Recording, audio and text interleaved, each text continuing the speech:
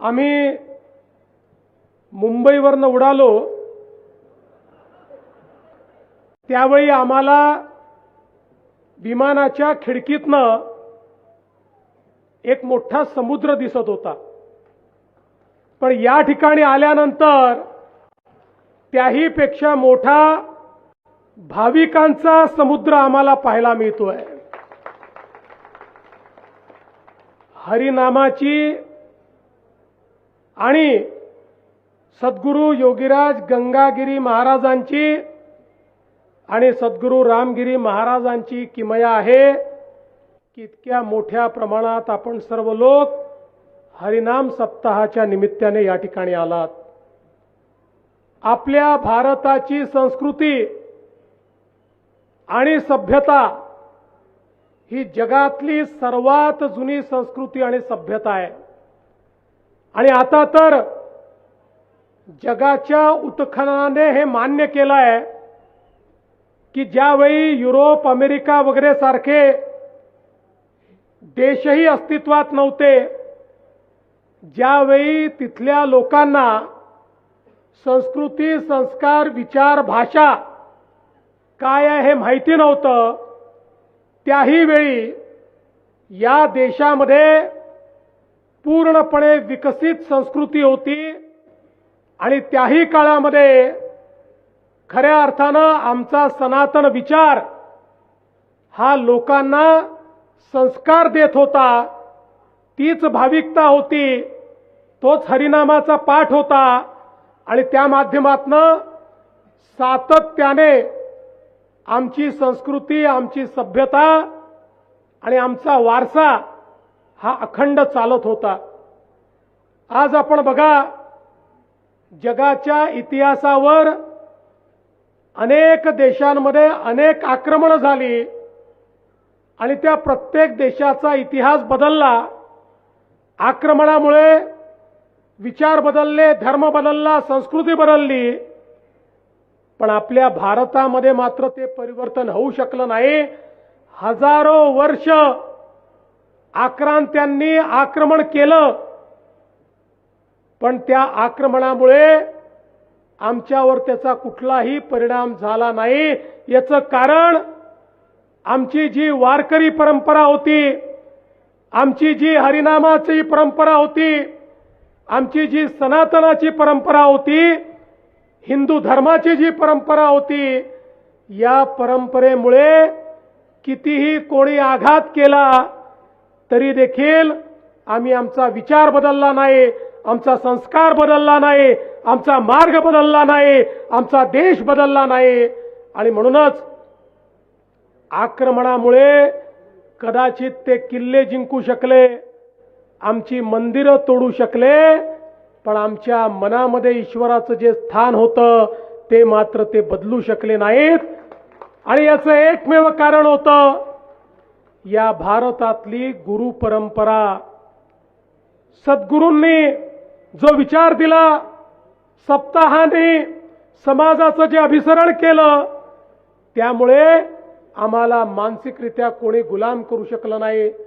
आमच्या वारकरी परंपरेमध्ये कोणालाही निमंत्रण न देता सर्वांची पावलं आषाढीच्या निमित्ताने ज्यावेळी पंढरपूरला जायला लागली, आक्रमण तर अनेक झाली, पण तरी देखील ही पावलं कोणी थांबवू शकलं नाही। हरिनामाचा गजर हा कोणी थांबवू शकला नाही, पांडुरंगाचा गजर हा कधीच थांबला नाही। ही खऱ्या अर्थानं आमच्या संतांनी आम्हाला दिलेली परंपरा आहे। आज आपण बघू शकतो 179 वर्ष सातत्याने सद्गुरू योगीराज गंगागिरी महाराजांनी ही सप्ताहाची परंपरा दिली। कित्येक पिढ्या निघून गेल्या, पण परंपरा तिथेच आहे आणि आजही सद्गुरू रामगिरी महाराजांच्या मार्गदर्शनाखाली आणि त्यांच्या आशीर्वादानं आपण इतक्या मोठ्या संख्येने या ठिकाणी येता। या ठिकाणी हरिनामाचं पठण होतं। हरिनामाचं पठण याकरता महत्त्वाचं आहे, ज्ञानेश्वर माऊलींपासनं तर जगद्गुरू तुकाराम महाराजांपर्यंत आपल्याला सांगितलं की हरिनामच असा आहे की जे आपल्या दुःखाचं हरण करू शकतं, आणि म्हणून हरिनामाचा या ठिकाणी संकीर्तन केलं पाहिजे. आणि हरिनामाचा दुसरा परिणाम काय आहे? हरिनामाच्या संकीर्तनामुळे माझ्यातला मी मरून जातो आणि आपण सगळे एक होतो. कोणाचाही स्वार्थ त्या ठिकाणी राहत नाही, कोणीही स्वतःचा विचार करत नाही, कोणी जातीपातीचा विचार करत नाही.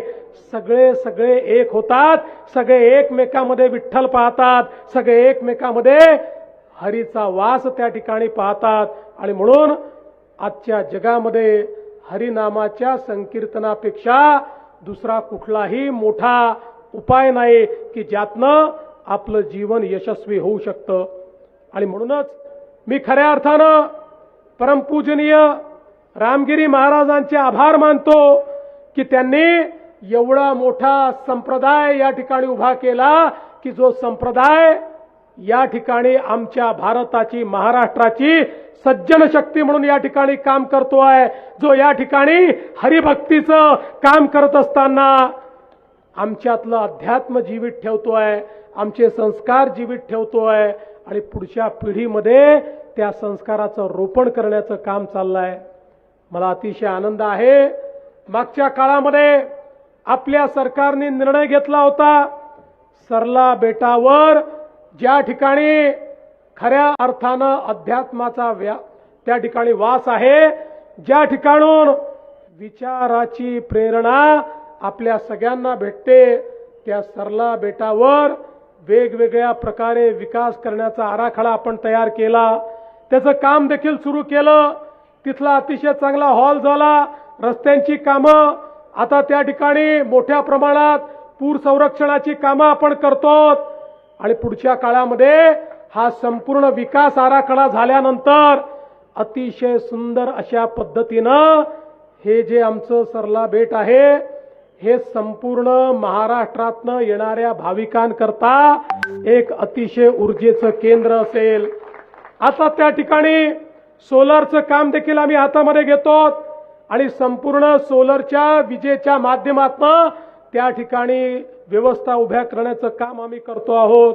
आणि मी विश्वासानं सांगतो की सद्गुरू रामगिरी महाराजांच्या आशीर्वादानं आपल्या महाराष्ट्रातलं एक प्रमुख तीर्थस्थळ म्हणून सरला बेटाचा विकास त्या ठिकाणी केल्याशिवाय आपलं सरकार थांबणार नाही.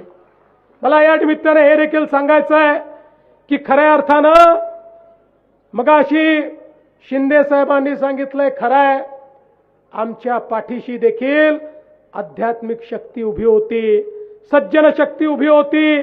आणि म्हणूनच या महाराष्ट्रामध्ये हा विजय आम्हाला मिळाला.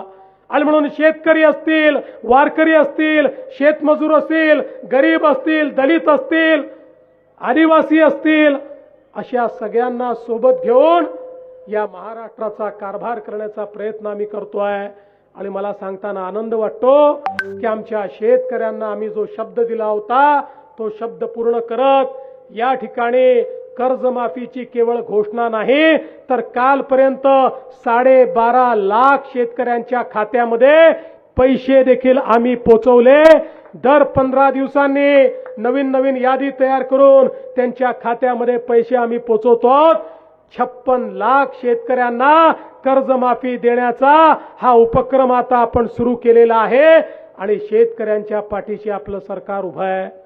मला आनंद आहे की आपल्या सरकारने शेतकऱ्यांना त्या ठिकाणी मोफत वीज देण्याचा निर्णय केला. आज शेतकऱ्यांना मोफत वीज आपण देतो आणि त्यासोबत आपण निर्धार केला होता की शेतकऱ्यांना दिवसाच 365 दिवस वीज मिळाली पाहिजे. 75% शेतकऱ्यांना दिवसा 8 तास वीज आपण देतोय. हळूहळू 100% शेतकऱ्यांना देऊ आणि त्यानंतर शेतकऱ्यांना 12 तास 365 दिवस मोफत वीज देण्याचा निर्णय देखील आपण घेतलेला आहे. आणि एवढंच नाही तर पूर्वीचे आमच्या शेतकऱ्यांवर 58,000 कोटी रुपयाची बिलं थकीत आहेत. आपल्या सरकारनं निर्णय केला 58,000 कोटी रुपयाची थकीत बिलं ही देखील आम्ही माफ करतो आहोत. शेतकऱ्यांकडनं त्याची देखील वसुली या ठिकाणी करायची नाही हा निर्णय आपण केलेला आहे.